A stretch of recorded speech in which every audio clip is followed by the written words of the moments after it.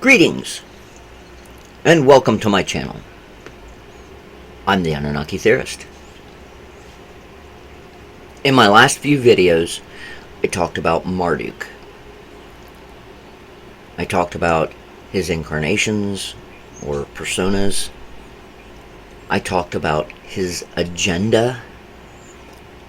And I talked about the systems that he created in order to fulfill that agenda.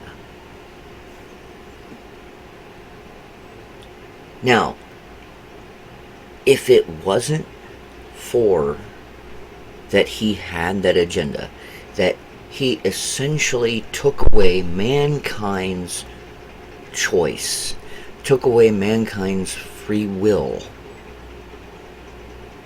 Now, I need to go off on a little bit of a tangent to explain that. I already said that Marduk usurped the religions, and he created monotheism. Now, the way that a lot of the monotheistic religions state is, believe in me, in other words, the deity, worship me, love me, or burn in hell forever. Does that sound like a choice to you? Or does that sound more like an ultimatum? You know, a true choice would be, worship me, love me, and if you do, you'll reap some benefits. I will do for you. But you don't have to worship me and love me.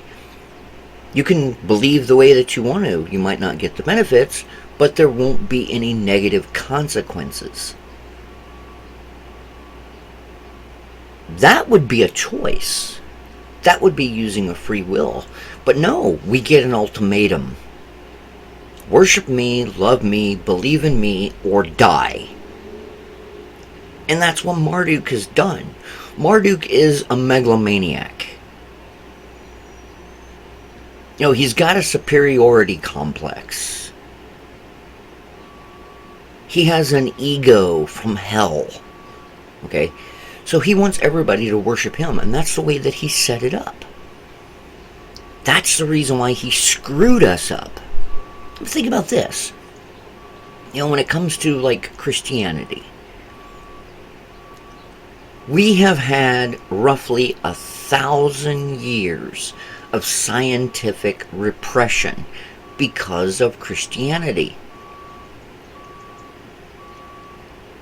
Back in the Middle Ages or the Dark Ages, when you had the time of the Inquisition, if a scientific discovery came about and it wasn't of God, then, at the least, like poor Galileo, you put on house arrest. And at the worst, you were tortured and executed. And it was because of that system that Marduk set up, that making us believe in this monotheistic system where the deity is sitting there saying, believe me, love me, worship me, or die. So, if it wasn't for all that, if we would have been allowed to go ahead and find our own way and not have it to where our choice was taken away from us, we probably wouldn't need a return. The Anunnaki, if they would have returned, if we would been allowed to take our, make our own choices and find our own way, they would have just been coming back for a visit. Or they might not even have returned at all, but we would have met them out in the stars. But because they exiled Marduk here, thinking that he wasn't going to be able to do much harm, and realizing now, this is the reason why Jesus came to earth. I've talked about Jesus' Thoth. He was basically on a scouting mission. was doing a little bit of reconnaissance to see just how bad Marduk messed us up. And when he seen that Marduk messed us up really, really bad, this is the reason why he told Judas that he has to turn him in so that he could be executed, so that he could return to his body on Nibiru that was in stasis to report. And then once he found, once he got the go-ahead from Anu, well, yeah, it would have been still Anu at the time, and the rest of the council sitting there saying that, yeah, we're going to have to return. We're going to have to return, and we're going to have to fix things. Then he came back, and he let the world know, hey, I'm coming back. And of course, in the book of Revelation, it talks about that it's not just him that comes back. He brings the heavenly host. Well, what is the heavenly host? Well, it says that it's supposed to be the angels and the saints and the martyrs. Okay. No, these are going to be Anunnaki soldiers. Okay, so let's go ahead and get into the the return. Okay, Return of the Gods. This is written by Wes Penray. I've talked about him in the past. For those that don't know a little bit of the credentials of Mr. Penray, he is not an expert. He's not a scholar. He is essentially an investigative journalist. And he has written many papers on things like the Illuminati and some of the other shadowy things. But he also gets into Marduk, the Earthbound Anunnaki. And in this particular, he's talking about the return of the Anunnaki. The kingdom Anunnaki, not the Earthbound. Okay, so one of the things that it was written in 2011, and so he, around this time, he says is we are living in the pre-tribulation. And yes, at that time, we would have been in the pre-tribulation. I've already showed that in 2017 is when we actually started the tribulation. We are currently about to be done.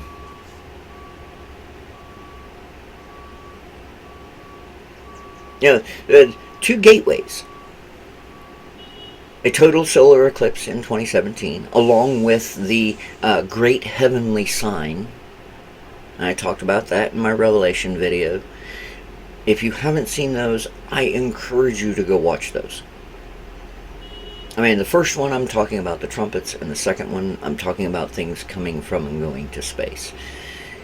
And it's all around the tribulation. It's all talking about the tribulation. Okay. So, we get total solar eclipse in 2017, and we're going to have another total solar eclipse in 2024. Those are the two gateways of the tribulation. Now, I'm not going to try to put a date, because it does say in the Bible, it says, no man will know the date, time, or the season, and that's fine. We can speculate. And that's all I try to do. I'm not trying to say, hey, this is when it's going to happen. Okay, so,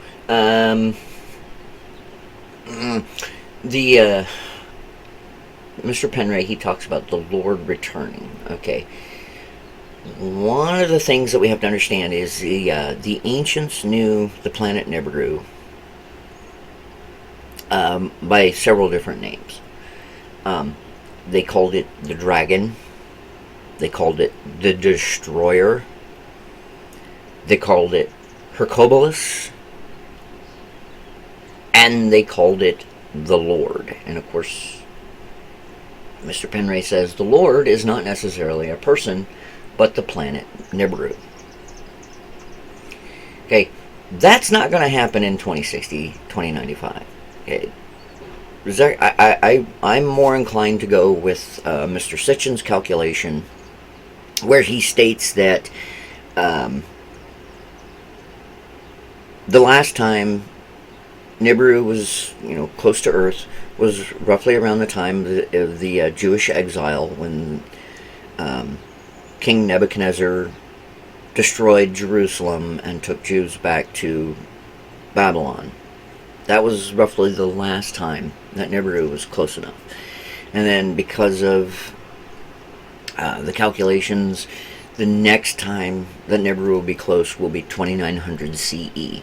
So we've got roughly 800 to 1,000 years, which that corresponds with the whole idea of the 1,000 years of peace after Armageddon that we hear about in the Bible. You know, you have the millennial reign, 1,000 years of peace. And then after that 1,000 years of peace, that's when the destruction happens. That's when, you know, Nibiru was going to come around and it's going to devastate the surface of the planet. Okay, so, all right, where this is coming from, there is something that I can talk about with that. Now, I tried to find the video, and I think it was removed not because of some nefarious trying to cover up the truth or anything like that reason. I think it was just too old. But there was an interview, a very rare interview,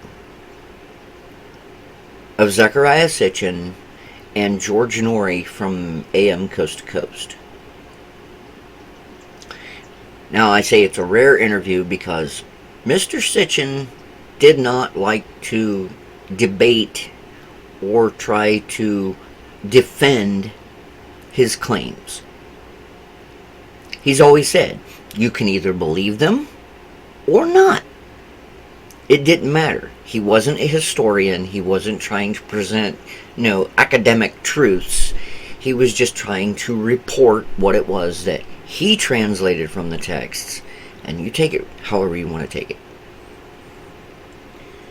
So in this rare interview, and then you got to understand that Zecharia died in 2010. So this would have been, 2008, 2009, or even before. But George asked Mr. Sitchin, he's like, in your research and in the studies that you've been doing and everything like that, did you come across the Mayan prophecy? Now, we all know the Mayan prophecy, December 21st, 2012, was supposed to be the end of the world. And that never happened, of course. I mean, look at it. We're in 2023. So, Mr. Sitchin said, yeah, I did. And the individuals who interpreted the calendar were wrong. He said the Mayans knew about, the length of the year. It was 365 days, which is what we have.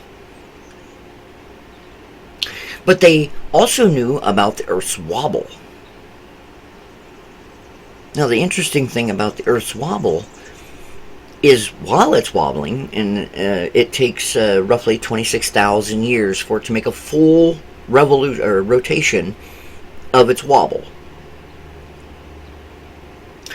But if you have just 365 days, if you just go with that straight, you start to have seasonal drift.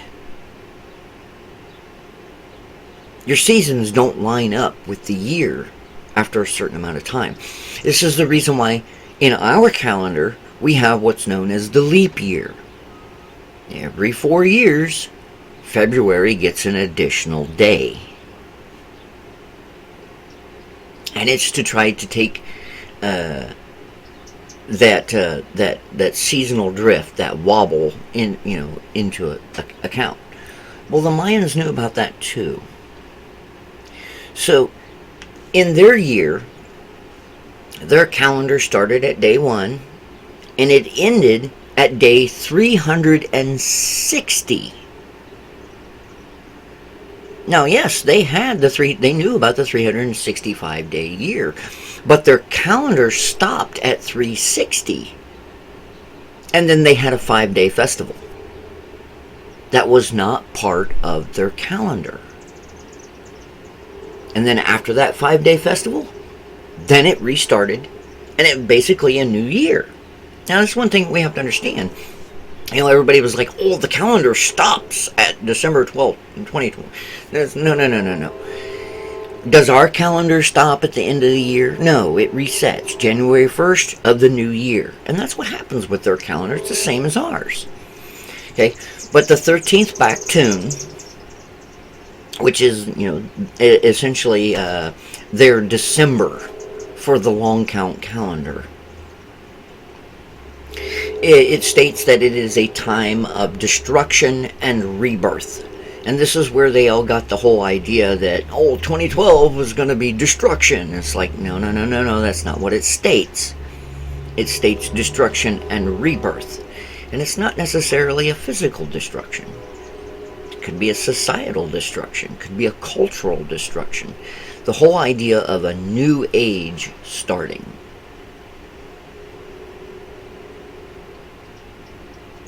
So that's what, Mr. Sitchin said that according to his calculations, using the 360-day year in the Mayan calendar, that 13th back tune actually ends in 2068. So the Mayan calendar has not even, the Mayan prophecy hasn't even been fulfilled yet. 2068. So this number right here actually kind of makes sense. But what is that? Is that the return of the Anunnaki? What, again, I'm not trying to say when it's going to happen. Okay. Yada, yada, yada. Okay. So I talked about the tribulation in my Revelation video. And I showed various signposts. I showed various things. But, according, this could be classified as just interpretation. Well, I do have one other piece of evidence. And this is in the Hebrew prophecies. In order for them to atone for sins, back in the Bible days, the Jews would make animal sacrifices, burnt offerings. Now, Nebuchadnezzar destroyed the first temple, and then the Romans destroyed the second. Well, they didn't rebuild a third. Now, for the longest time, I didn't think they were going to, because they couldn't make up their minds, and this is the Hebrews, of where the temple actually was. And most say that it was on the Temple Mount. Well, think about what's on the Temple Mount right now. That big golden dome, the Dome of the Rock. So if they were to put a temple there, they'd have to destroy that, and that would make the Muslims mad. Then you had some Jews that were sitting there saying that, no, we found evidence that we found archaeological evidence and we found textual evidence that states that the Temple of Solomon was in the city of David, which you look at that as like the suburbs of Jerusalem. So because they couldn't make up their mind where it was going to be, this is the reason why I was sitting there thinking, okay, there's not going to be a third temple. Well, now they have chosen a third site. Supposedly decreed to them by Yahweh. It's like, okay, you can't put it there, can't put it there. Hey, here's this new site. This is where you're going to put it. Now, in order for them to be able to rebuild the temple, part of their prophecy states that there has to be red heifers born in Israel. Now, I would have thought that wouldn't have been that big of a deal, but apparently it has. For at least 1,000 years, there hasn't been a red heifer born in Israel. Yeah. But a couple of years ago, we had red heifers born in Israel. And they're currently waiting for them to come of age, because they have to be like 1.5 years old. That's either this year or next year. And once they become of age, they will be used in the very first sacrifice that the Jews have done in, like I said, at least 1,000 years. And this sacrifice, the ashes from this burnt offering, will be used to consecrate the priests, will be used to consecrate the construction team, and the site of where the third temple will be rebuilt. The only reason why I bring this up is because this is just another evidence that we are in the tribulation. This will be in the description, so you can watch it if you want. Okay. Now, I've talked about the whole idea that we are getting this soft disclosure in the UFO community. Okay. Pentagon is coming out and saying, yeah, we've got the UAP task force, blah, blah, blah. The stigma has been removed. If you see something in the sky, you're supposed to report it, and you're not going to be considered an idiot or a tinfoil hat wearing nut job, But they're doing that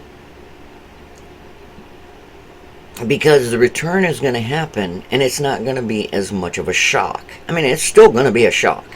Okay? There are essentially two landing sites. I think it was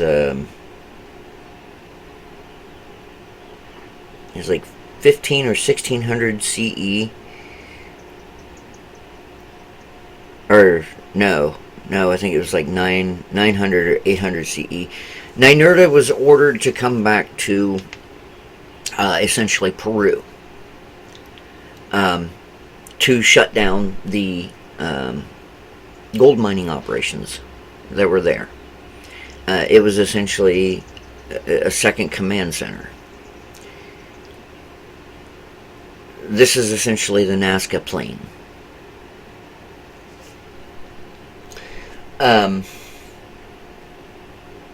So that's one of the landing sites. The other landing site is where we get the idea of the Battle of Armageddon. Where does that name actually come from? Well, where that's derived from is the Plain of Megiddo. Now, the Plain of Megiddo is, if I remember correctly, it's like 200 miles north of Jerusalem.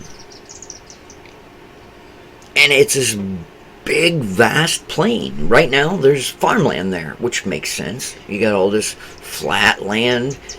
Utilize it for, growing crops so that you can feed the people. But historically speaking, there's been a lot of battles that's been fought on this plain.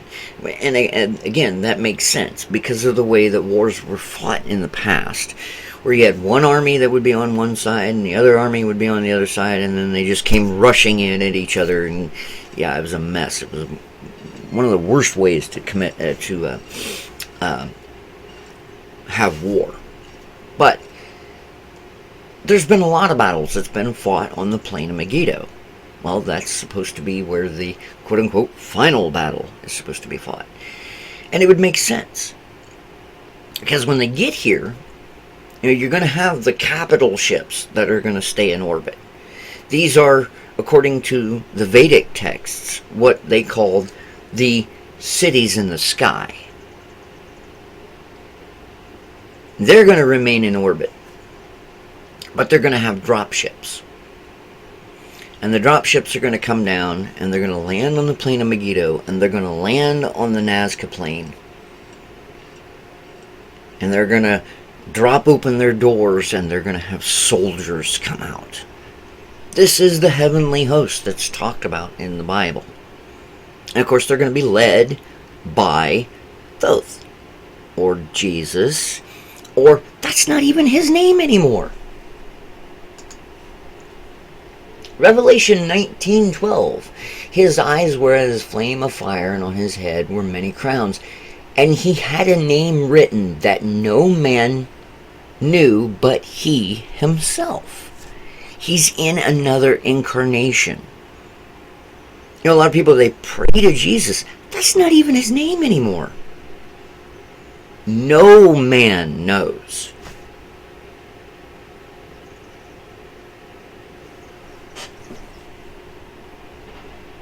And that's who's going to be leading this massive army that's going to come to fight Marduk.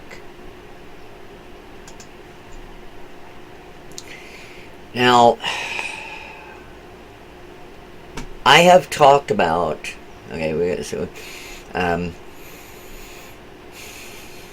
there will be giants and monsters walking the earth again, and they will be armed. Monsters, demons, will most probably be the reptilian race. I don't know. I don't agree with this, with what Mr. Penray says. Okay, these and these are allied with Marduk. The reptilians and the Greys. No, who it's going to be that's going to be siding with the kingdom, that's going to be siding with the Anunnaki, that's going to be what is known as the Galactic Federation of Light.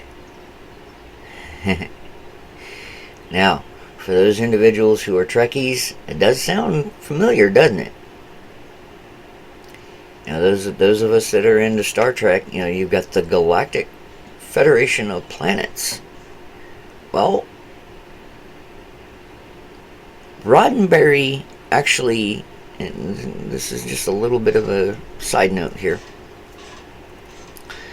before he created Star Trek, Roddenberry was big into sitting in on channeled sessions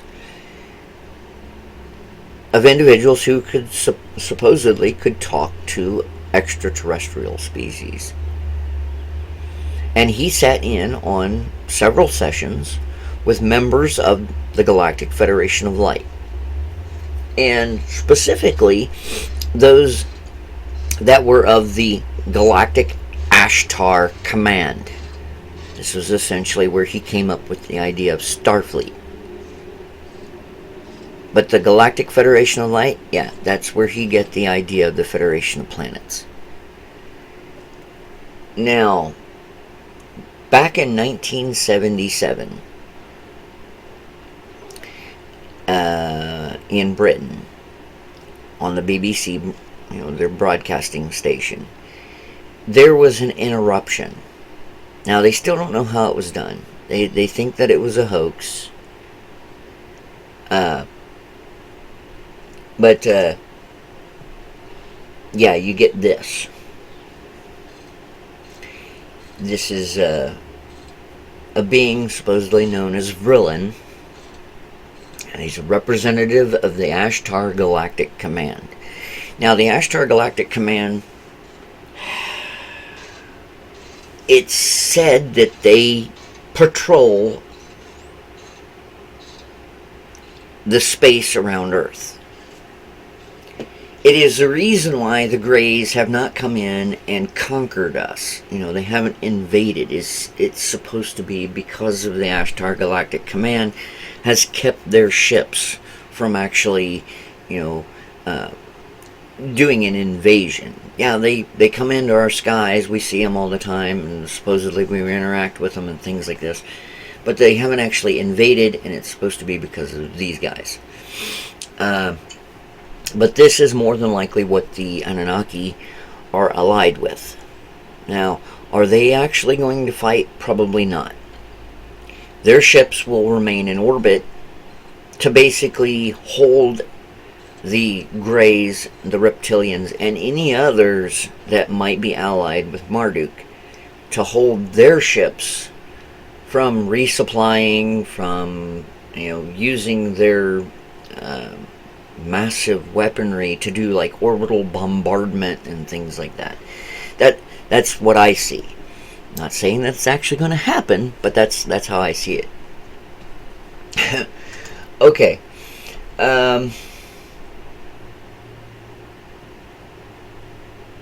Again, I've talked about the various systems.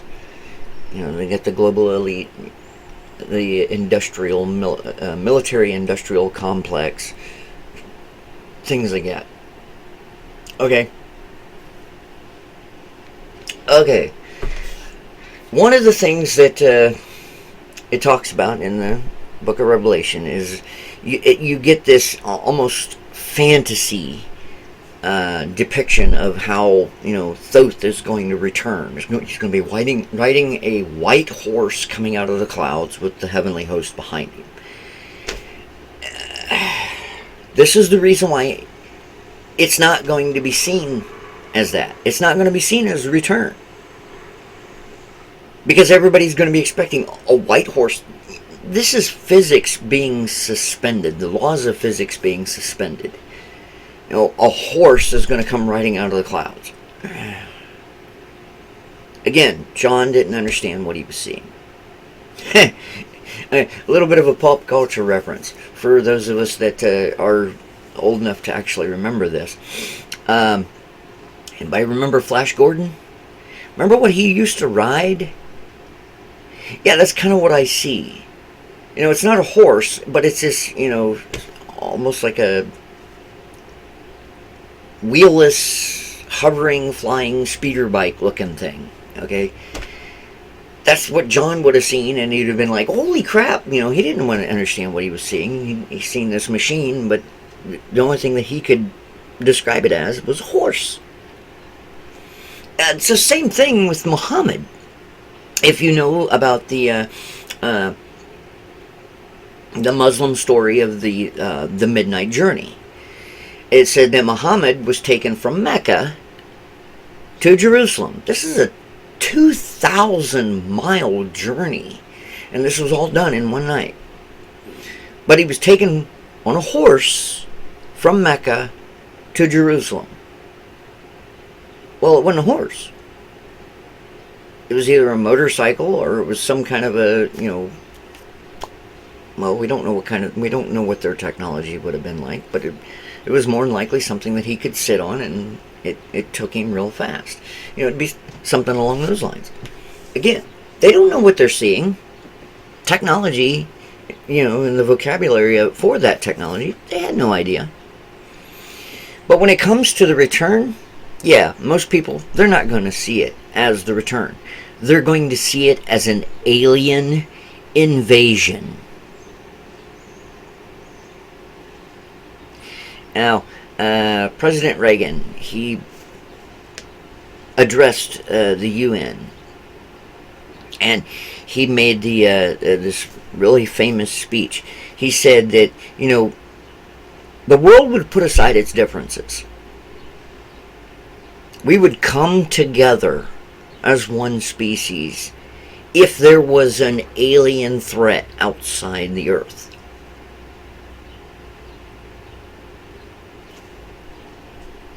So, the world leaders, when this quote-unquote alien invasion happens, yeah, we're going to get a situation like this. This is a very, very famous speech that Bill Pullman, as his role as the president in Independence Day. Now, that was an actual alien invasion. I mean, they were destroying things, they were showing aggression. Okay? When the return happens, yeah, they're going to take up an aggressive posture, because they're going to look at it, anybody that comes against them is an enemy. We've already been warned by channeled information that a war is coming, and that it is not our fight. We are not supposed to fight. Now here's the interesting thing.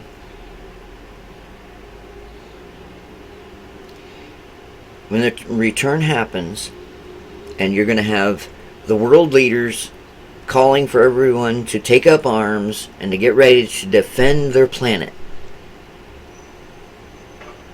anyone that fights is going to die.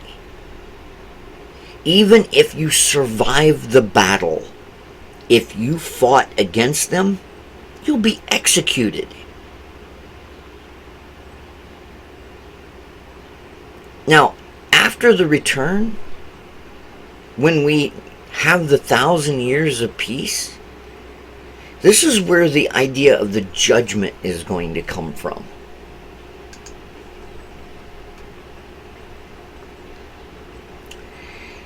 Because they need to get rid of all of the ideas that Marduk infected us with. He corrupted everything that we hold dear. So if you've got individuals who are going to hold fast to these systems that Marduk created, they're not willing to change, they're not willing to look for something better, they're going to be judged.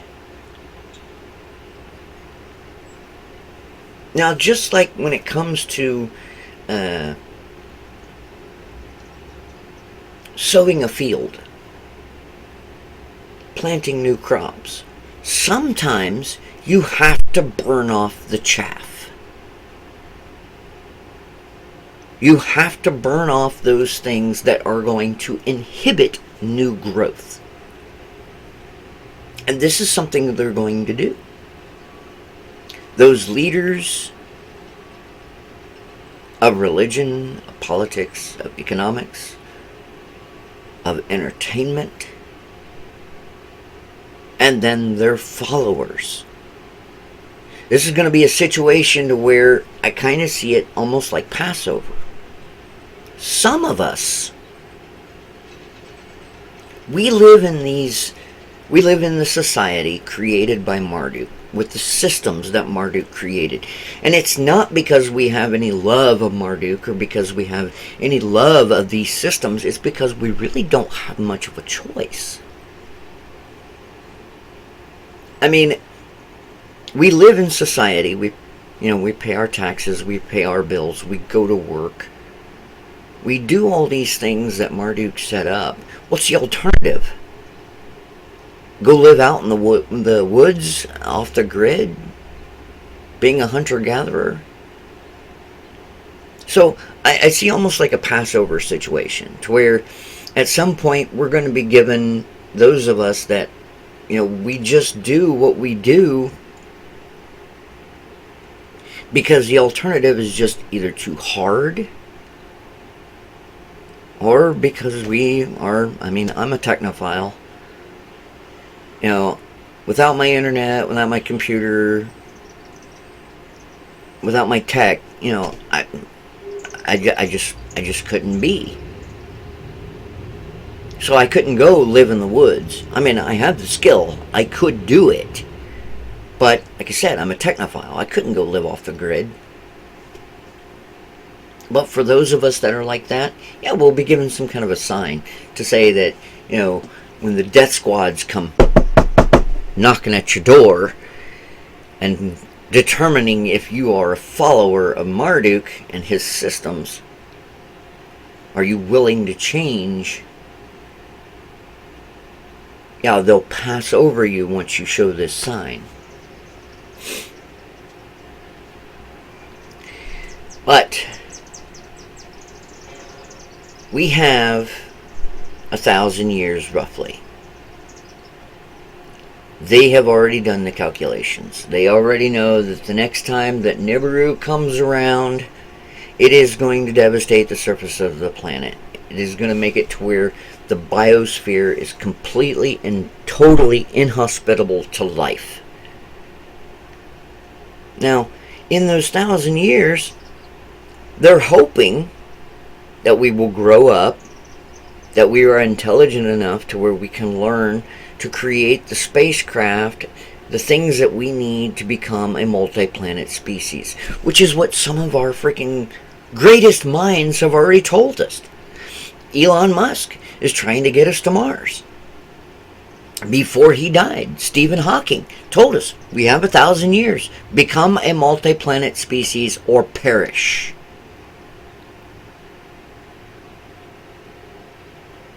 So they're going to have 1,000 years to get us ready. And hopefully we will be able to. We will either be able to get off this planet and find something else, or find some way to survive with our planet being devastated. But if we are not intelligent enough, if we are too obstinate, if they just can't do anything for us, they do have a contingency plan. All they care about is saving a remnant of mankind. They don't want us to go extinct. So in the Bible, we get the idea of the 144,000. Now this is a good sized gene pool. You won't have to worry about genetic drift. You won't have to worry about inbreeding and the problems that comes from that. This is a beautiful gene pool. Now, this isn't something that you have any control of. This has nothing to do with being pious or being righteous, or even as this states that these individuals are virgins.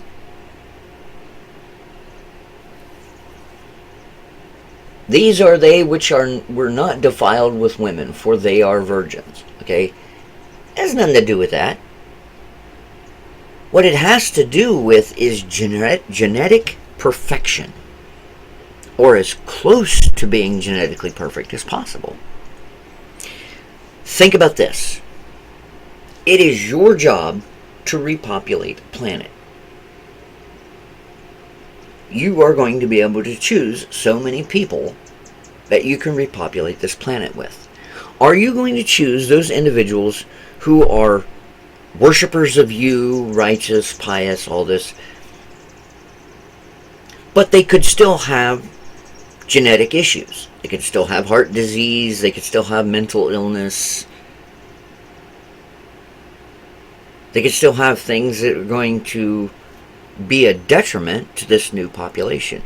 Or are you going to choose people that are genetically perfect, to where once they start breeding and they start creating this new population on this new planet that you've given them, they're not going to have to worry so much about dying off because of mental illness, because of birth defects, because of genetic disease.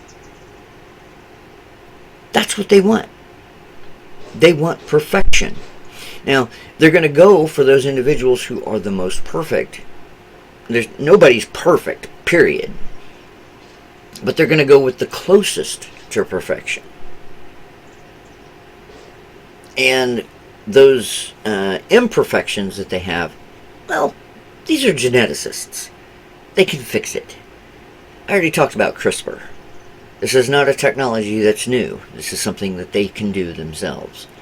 And this is what they'll do.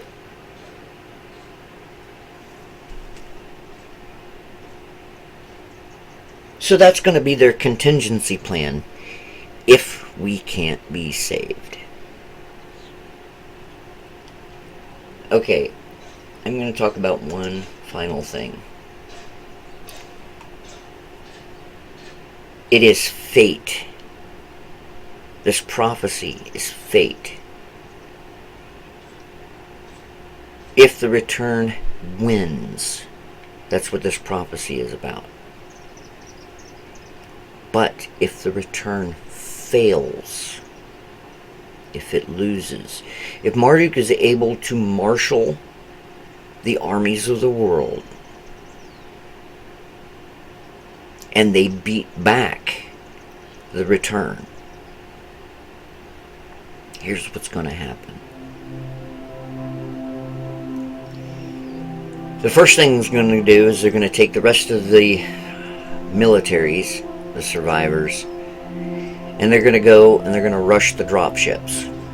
Now the drop ships have to be retrofitted because these are supposed to be piloted by larger than human individuals. So they're going to be retrofitted to where they can be piloted by human-sized individuals. Then they're going to go up and they're going to take over the capital ships. and they're going to be retrofitted. And then they're going to take those ships with the rest of the armies of the world, and they're going to go to Nibiru, and they're going to conquer Nibiru. Marduk wants to be king of heaven and earth, and this is how he will do it. Now, how will life be on earth? Well, you're looking at the Fourth Reich. We're going to be a species of conquerors. I'm going to use a pop culture reference. I'm a Star Trek fan, and I loved Enterprise. In every one of the Star Trek franchise shows, they always have a mirror universe episode, sometimes multiple. In Enterprise, it showed what would have happened at first contact if Zefram Cochrane would have pulled out a sawed-off shotgun and shot the Vulcan that came up, offered for peace. They became the Terran Empire. They became conquerors. That's what Marduk's regime would be like if he beats back the return. We wouldn't be explorers, we wouldn't be peaceful individuals, we would be conquerors. Now, there are at least 3 societies. These are classified as secret societies. One of them is more along the lines of alternate energy, esoteric energy, and that's the Vril Society. Then you have the Thule or Thule Society. And then you have the Black Sun Society. These are all German societies. These are all part of the Nazi regime. They are wanting Armageddon to happen. They're wanting Marduk to win because they want to be the Terran Empire. They want to be conquerors of this solar system and of the galaxy. We have to ask ourselves, do we want to be peaceful explorers when we finally get out there into space? Or do we want to be conquerors? I'm the Anunnaki theorist. Enjoy.